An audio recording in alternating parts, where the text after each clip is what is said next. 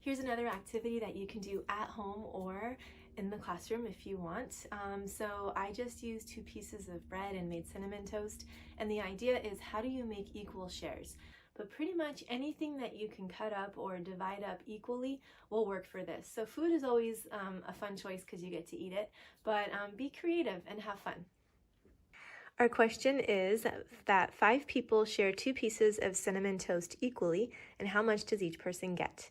So we are going to attempt to cut these up equally, and realistically it's not going to be exact, but it'll be close enough to give us a pretty good idea.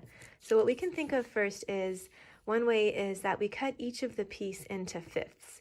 It's hard to think of one, especially because it's an odd number. We can't just cut it in half or in quarters. One way to think of it is if we took each piece and cut it into fifths, and the other piece and cut it into fifths, and then what you can think of is that each person will be able to take from each of the pieces.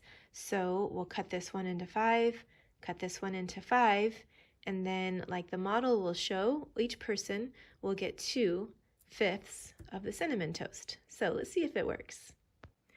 So this is really great in real life. If you have things that you need to split up between people and you want to be very fair, this is one way that you can cut it. So we've cut our piece into 5 pieces each. And what that's going to do for us is let us have each person take from each of the breads. So it would be represented like that's for one person, and that's for one person, and then another person. And so there 5 people would get as close as possible as equal amounts. So that's one way you can divide it up. So if you think of it, what's getting divided? It's the pieces of toast, and it's getting divided between 5 people. So that's kind of how your fraction is going to start looking when you're starting to work with these kinds of problems.